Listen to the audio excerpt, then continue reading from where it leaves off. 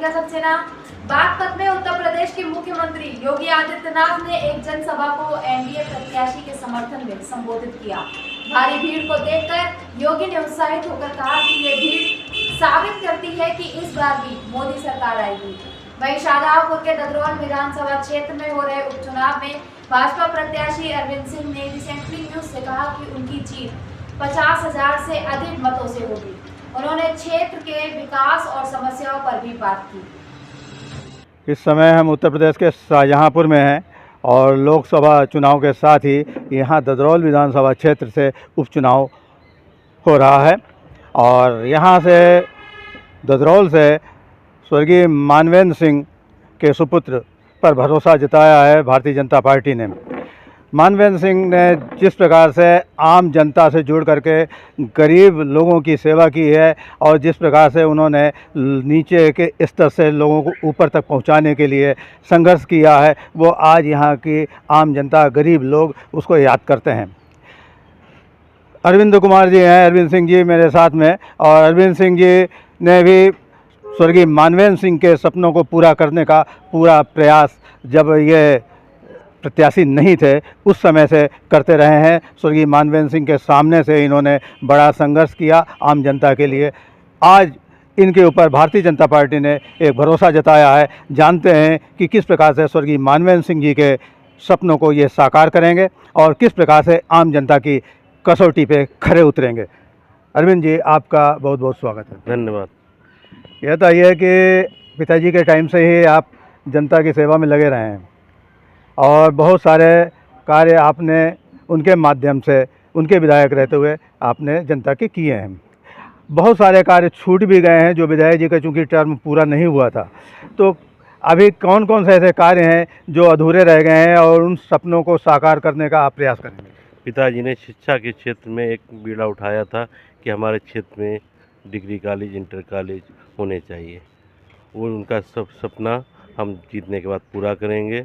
और एक सर्वोदय आवासीय विद्यालय जिसके लिए 42 करोड़ की धनराशि अब मुक्त हो चुकी है और चुनाव जीतने के बाद सर्वप्रथम उसका निर्माण कार्य कराएंगे और न्याय पंचायत स्तर पर इंटर कॉलेज, डिग्री कॉलेज की स्थापना कराएंगे जिससे कि छात्रों को बाहर ना जाना पड़े।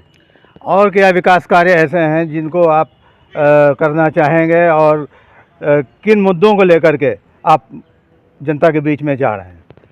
एक बहुत बड़ी समस्या क्षेत्र में गौशालाओं को लेकर है।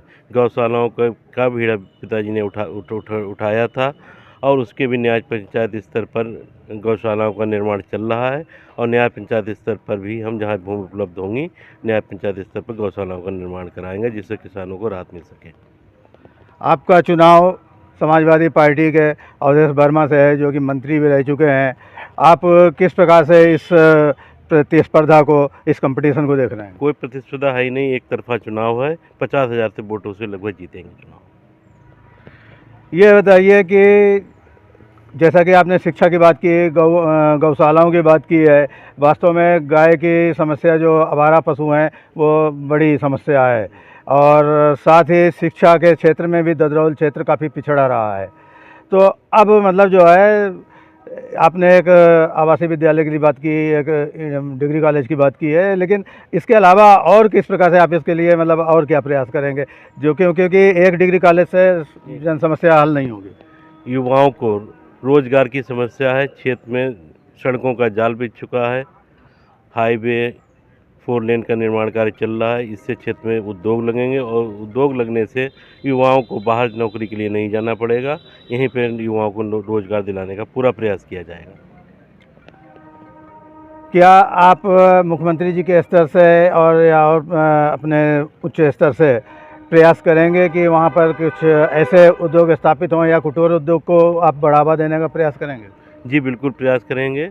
एक उद्योग बहुत से लग भी रहे हैं पिताजी के समय से ही, और उद्योग भी लगवाने का पूरा प्रयास किया जाएगा। मुख्यमंत्री से बात करेंगे कि क्षेत्र में अधिक से अधिक उद्योग लगें और यहाँ पे रोजगार युवाओं को मिले। तो आपको पूरा विश्वास है कि स्वर्गीय मानवेंद्र सिंह जी के सपनों को आप साकार करने में संघर्षशील होकर के प्रयास करके उसको जनता के सामने सापेक्ष लाएंगे? पिताजी के आशीर्वाद से क्षेत्र की जनता के साथ जो भी वायदे पिताजी ने किए थे और जो भी हम बन पड़ेगा उस सारे कार्य हम लोग करेंगे यहाँ पर।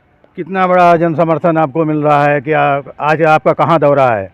पिताजी का अपार जन समर्थन आशीर्वाद से मिल रहा है और कोई देवराय नहीं है कि हम 50,000 से अधिक से वोटों से सभी वर्गों सभी जातियों का समर्थन आपको मिल सर्व रहा है? समाज का हमको सहयोग पिताजी के 40 साल के राजनीतिक काल से ही मिल रहा है। पिताजी को मिलता रहा, उनके आशीर्वाद से हमको भी अपार जन समर्थन मिल रहा है। एक बात आपको और पूछना चाहूँगा कि राम मंदिर का निर्माण हुआ है, ये भारतीय जनता पार्टी को श्रेय इसका मिल रहा है। राम मंदिर के साथ में है, क्या आपके स्वर्गीय पिताजी का काम भी महत्व रखता है? तो राम मंदिर को अधिक महत्व आप दे रहे हैं या अपने पिताजी के कार्य को महत्व दे रहे हैं या दोनों को दे रहे हैं?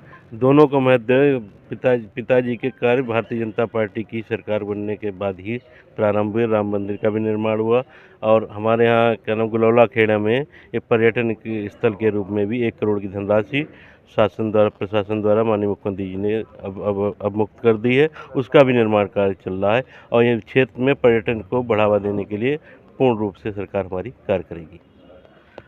तो ये अरविंद सिंह जी हैं जिनका कहना है कि क्षेत्र से जो युवा वर्ग पलायन करता है उसको रोकने के लिए औद्योगिक कार्यशालाओं की स्थापना करेंगे, औद्योगिक फैक्ट्रियों की स्थापना करेंगे, जिससे कि लोगों को रोज़गार मिल सके। सड़कों का जाल बिछ चुका है और साथ ही ये पर्यटन के लिए भी, जो कि बहुत ही विशेष बात है, पर्यटन के लिए भी एक ऐसी व्यवस्था कर रहे हैं जहां पे बाहर से लोग आकर के उस दर्शनीय स्थल को देखेंगे और यहाँ की आर्थिक स्थिति में सुधार होगा।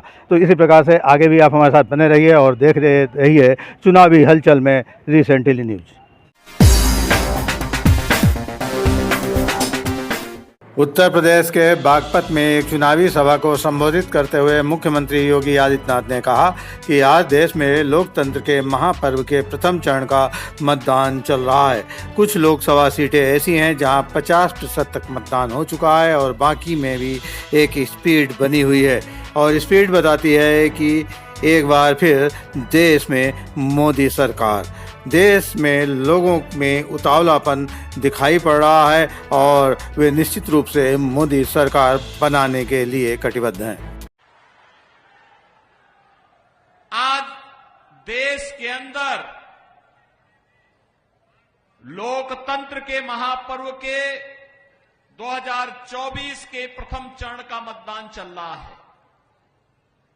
कुछ लोकसभा सीट ऐसी हैं जहां 50% तक मतदान हो चुका है। शेष में भी एक स्पीड बनी हुई है और जैसे यहां पे जयंत चौधरी जी ने कहा कि स्पीड बताती है कि फिर एक बार फिर से देश के अंदर मोदी सरकार आने की अभी से लोगों का उतावलापन भी दिखाई दे रहा है। बहनों और भाइयों, आएगी भी क्यों नहीं? जो हमारे पूर्वजों को सम्मान दे, उनका सम्मान तो होना ही चाहिए। अखिल भारतीय उद्योग व्यापार मंडल की मासिक बैठक में भू माफियाओं के द्वारा व्यापारियों का उत्पीड़न किए जाने पर रोष प्रकट किया गया। व्यापार मंडल के जिलाध्यक्ष बीपी सिंह गोल्डी ने बैठक में व्यापारियों को संबोधित करते हुए कहा कि भू माफियाओं के द्वारा 70 वर्ष पुरानी दुकानों को खाली कराने के लिए व्यापारियों को धमकाया जा रहा है। भू माफियाओं के द्वारा व्यापारियों को बेरोजगार करने का षड्यंत्र किया जा रहा है। जिलाध्यक्ष गोल्डी ने कहा कि शीघ्र व्यापार मंडल का शिष्टमंडल पुलिस अधीक्षक से मिलकर सख्त कार्रवाई की मांग करेगा। बैठक में जिला उपाध्यक्ष अंकुर गांधी, गौरव गुप्ता, कुश सचदेवा, अंकित सक्सेना, मोहम्मद इरफान आदि उपस्थित थे।